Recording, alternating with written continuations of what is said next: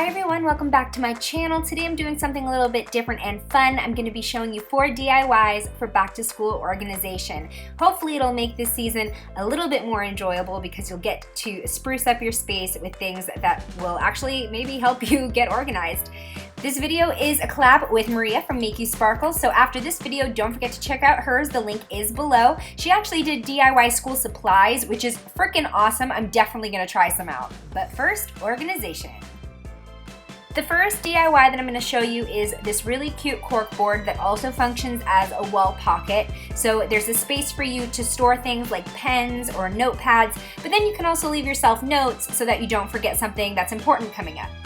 I got all my supplies from the dollar store, so this is a very cheap DIY. All you're going to need is push pins, some kind of fabric. I chose napkins, and a corkboard, and then optionally you can get some colorful duct tape for the edges.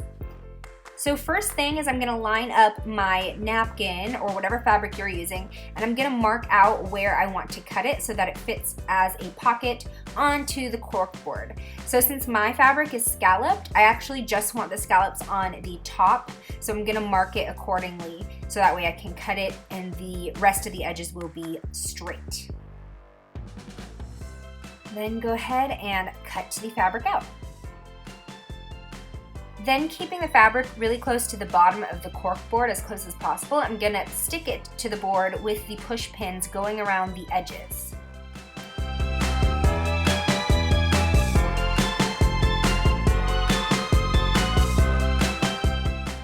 And it's a good idea to put them a little bit closer together and use more on the bottom so we can keep whatever is in the pocket inside. And now I'm going to go ahead and use my colorful duct tape to just go around the edges of the frame of the corkboard. This is totally optional, but this just kind of gives it a cool finished look, and that way you can work it into whatever color scheme you already have in your room or your desk area. As you can tell, my cat, Sir Pounce, was very nosy during this DIY. But what I wanted to point out, besides him interrupting, is that I was actually forgetting to get the corners, or not forgetting, I just didn't see that I wasn't covering them with tape. So just make sure that when you're doing this, if you decide to pull the tape to cover the entire length of the side you're decorating so that you're not left with blank edges.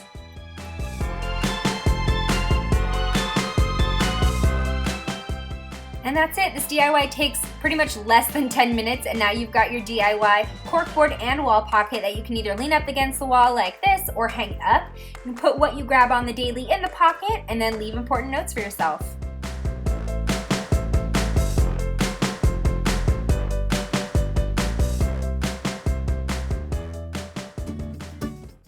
Next, I'm going to show you how to use the leftover fabric from the previous project to make this DIY dry erase board.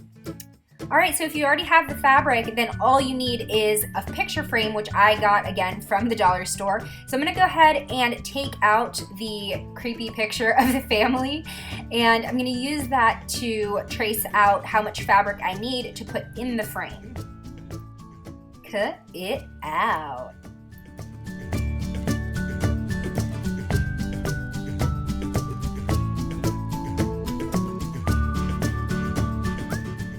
So next I'm just going to lay the fabric flat in the frame, and it's okay if some comes up over the top or the edges because no one's going to see that anyway. I'm going to put the backing back into the frame and put all the snap closures down.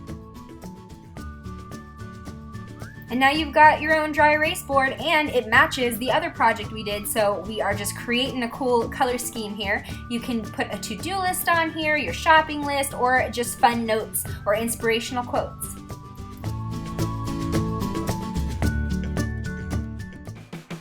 The next DIY is probably my favorite, and it is these cute converted cans for pencils or even makeup brushes. So all you're going to need for this project are tin cans or aluminum cans, whatever the heck you have from dinner, because #college life. If there's still a little bit of glue or residue from pulling off the label, that's totally fine because we're just going to cover that right up anyway with some decorative duct tape. Again, from the dollar store. So anyway, I am taking my duct tape and I'm going to line it up with the top of the can and wrap it around, making that as straight as possible. Cut that out. And then I'm just going to keep doing that basically until I cover the entire can.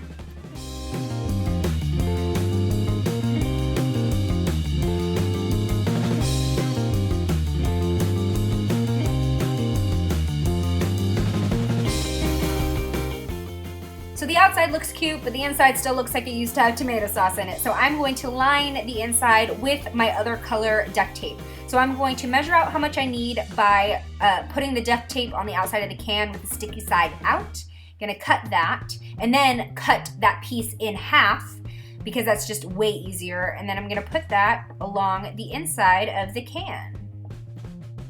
Then go ahead and put the second half of that duct tape strip, and you're pretty much done. And you don't have to go all the way down on the inside of the can with the duct tape, because when they're standing up, you're only gonna see that little bit at the top anyway. And a cool way to switch it up but keep everything in the same theme is to switch the duct tapes you use for the outside and the inner liner for variation. Optionally, you can also glue these together with a glue gun, which you can also find at the dollar store, and then you have like one organizer, but I kept them separately, especially because I'm using them for different things. And now you've got really cute tabletop organizer cups. Next up, I'm going to show you how to do this origami box that you can use for anything you need to compartmentalize or organize. Using cardstock or any kind of thicker paper will help the box be more sturdy and keep its shape longer. So I got this from Target, it's like glitter paper. I'm gonna start by folding the paper in half, hamburger style, both vertically and horizontally. Then using those folds as a guideline, fold in the corners to the middle of the paper.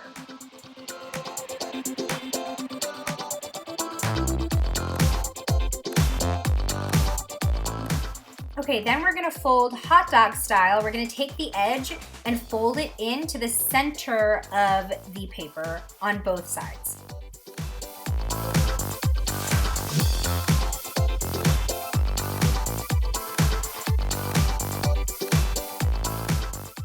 And then we're gonna do the same thing hamburger style. So I'm gonna take the top and fold it down into the middle point and then the bottom up. And because this is cardstock, it's getting a little thick. So you just have to keep working with the paper so that you get that fold. Then you're gonna unfold everything that we basically just did, except for these two panels on either side. So to shape the box, you're gonna get these 2 points up at the top and pinch them in, which will flip the top up, and you'll be able to feel with your fingers where you're supposed to be tucking everything into the middle. So you can see here, I'm just pinching the sides and I'm nudging the top point upwards, and everything's kind of coming together into a square shape, and you can just flip it up and fold that side back into the box.